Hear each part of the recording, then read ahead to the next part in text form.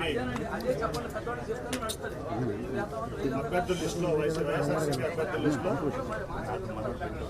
విజయవాడ ఎంపీగా నాకు వైఎస్ఆర్సీపీ తరఫున పోటీ చేసే అవకాశం కల్పించారు. దానికి ఆయన కృతజ్ఞతలు తెలియజేస్తున్నారు. ఈ మధ్యకాలంలో నన్ను మెడబెట్టుకుని అవమానకర రీతిలో అవమానిస్తూ తెలుగుదేశం పార్టీ బయటికి గెంటేసింది. అటువంటి పరిస్థితుల్లో నన్ను ఆత్మీయంగా ఆలింగనం చేసుకుని ఆయన హక్కును చేర్చుకున్నారు. దానికి జీవితాంతం నేను ఆయన రుణపడి ఉంటాను. ఎందుకంటే చాలా అవమానకర రీతిలో నన్ను గెంటేశారు. నేను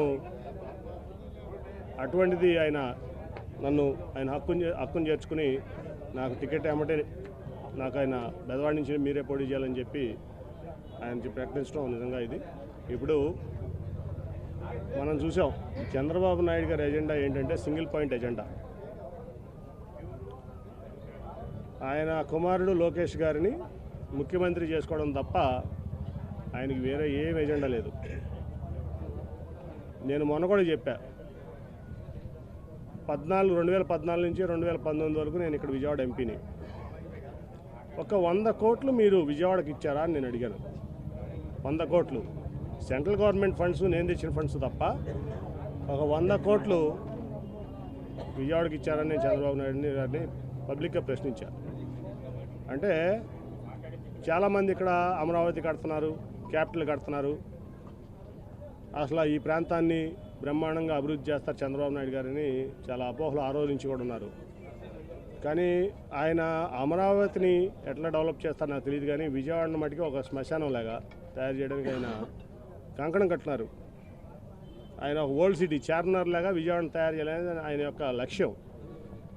ఎందుకో కానీ నాకు తెలియదు, విజయవాడ అంటే ఆయనకి చాలా చిన్నచూపు మొదటి నుంచి కూడా. ఇక్కడ ప్రజలన్నా విజయవాడ అన్నా ఆయన చాలా చిన్నచూపు. ఎప్పుడో ఆయన రైల్వే స్టేషన్లో ఎవరో ట్యాక్సీ డ్రైవర్లో ఎవరో అవమానపరిచారంట. ఎప్పుడు ఆయన కెరీర్ రాజకీయ జీవితంలో కొత్తగా అదే చెప్తాడు మాకు ఎప్పుడు చెప్పిన ఆయన. ఈ విజయవాడ అంటే ఆయన చాలా చిన్నచూపు. అందుకనే అన్ని రకాలుగా ఆయన చేయకపోయినా ఏదో నాకున్నటువంటి దీంతో ఈ ప్రాంతాన్ని చిత్తచూపుతో నేను తెచ్చుకున్నాను. ఆ రోజున ఎయిర్పోర్ట్ కూడా వద్దనుకున్నాడు ఆయన. ఇక్కడ 5,000 ఎకరాల్లో అమరావతిలో ఎయిర్పోర్ట్ పెడదాం, ఈ ఎయిర్పోర్ట్ వద్దనుకుంటే ఆ రోజు వెంకయ్యనాయుడు గారు నేను చాలా అడ్డం తిరిగేది దాని మీద.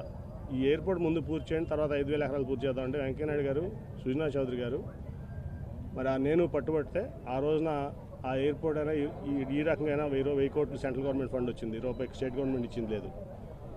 అంటే నేను ఈ ప్రాంతంలో రాజధానికి వ్యతిరేకం కాదు. నేను మొదటి నుంచి రాజధాని రైతులు నా దగ్గరికి వచ్చినప్పుడు కూడా చెప్పాను, నేను ఈ ప్రాంతంలో రాజధాని ఉండడానికి వ్యతిరేకం కాదు. కట్టుకోండి రాజధాని. మీకు కృష్ణానది దాటిన తర్వాత మరి ఆ వారదవతల నుంచి కాజ వరకు మీకు కావాల్సిన సెక్రటరియేటో లేకపోతే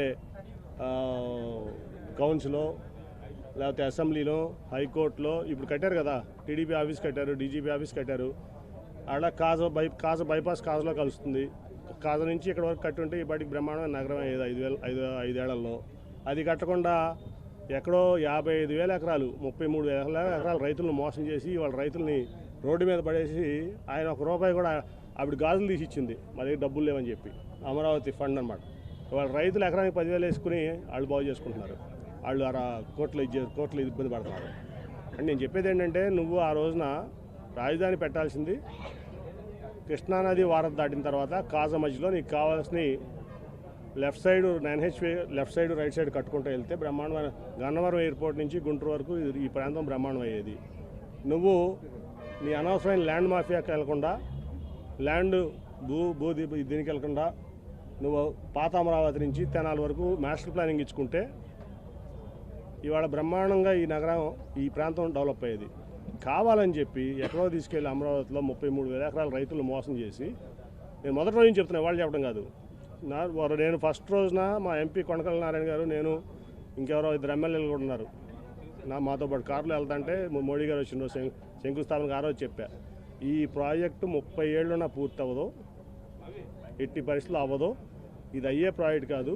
ఎందుకంటే ఈ ప్రపంచంలో ఏ రాజైనా కోట కట్టాడు కానీ నగరాన్ని నిర్మించిన రాజు లేడు వాడు.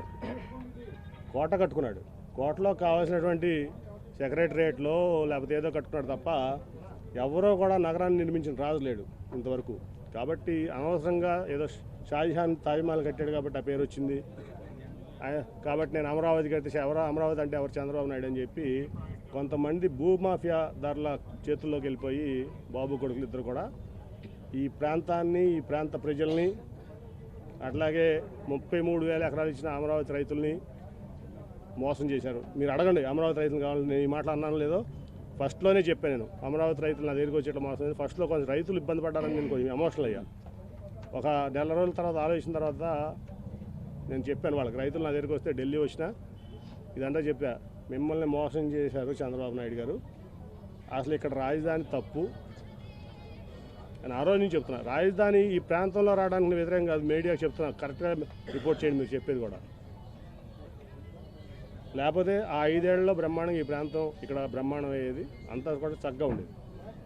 నువ్వు 33,000 ఎకరాలు ఇచ్చిన రైతుల్ని మోసం చేసావు, నీ స్వార్థం కోసం ఈ ప్రాంతాన్ని మోసం చేసావు, విజయవాడని పాత నగరంగా చేయాలని చూసావు, ఒక 100 కోట్లు కూడా ఇవ్వలేదు, నీకు చిత్తశుద్ధి లేదు. ఈ ప్రాంతం ఇవాళ చెప్తున్నా నేను, జగన్మోహన్ రెడ్డి గారు మొన్న మాకు హామీ ఇచ్చారు, మాకు అవినాష్కి మేమందరం వెళ్తే హామీ ఇచ్చారు, విజయవాడ అభివృద్ధి నాది గ్యారంటీ, దాంట్లో మీరు ఎటువంటి ఇది అవ్వద్దు.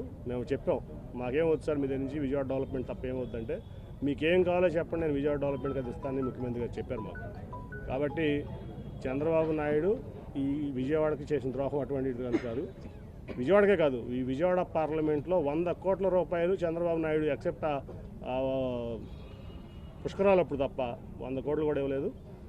ఈ ప్రాంత ద్రోహి చంద్రబాబు నాయుడు, ఎస్పెషలీ విజయవాడకి.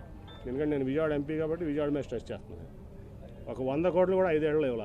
ఏంటి ఈయన ముఖ్యమంత్రి అయితే అమరావతి ఏం చేస్తాడు? రేపైనా సరే ఇప్పుడు పొరపాటున గెలవడం, గెలిస్తే పొరపాటు అంటే అమరావతి అంటాడు. విజయవాడ ఏమవ్వాలి? మిగతా ప్రాంతాలు కావాలి ఈ రాష్ట్రంలో. ఇప్పుడు క్యాపిటల్గా సెక్రటరియట్ కట్టాడు ఆయన. ఎన్నిసార్లు వెళ్ళాను నేను సెక్రటరియట్? ఎంపీ ఆయన మీటింగ్ పిలిస్తే 1-2 సార్లు వెళ్ళాను. నాకేం పని ఉంటుంది సెక్రటరియట్లో? రోజు కామన్ మ్యాన్కి ఏం పని ఉంటుంది? నీకెందుకు అంతంత పెద్ద ఏదో మాన్యుమెంట్స్? కాబట్టి ఆయన ఈ ప్రాంతానికి ద్రోహి, ఖచ్చితంగా ద్రోహి. ఆయన ఎజెండా ఏం లేదు, ఖచ్చితంగా లొకేషన్ ముఖ్యమంత్రి చేయడం ఆయన ఎజెండా. దానికోసం పవన్ కళ్యాణ్ గారినైనా రేపు మోసం చేస్తాడు, దాంట్లో ఎటువంటి డౌట్ లేదు.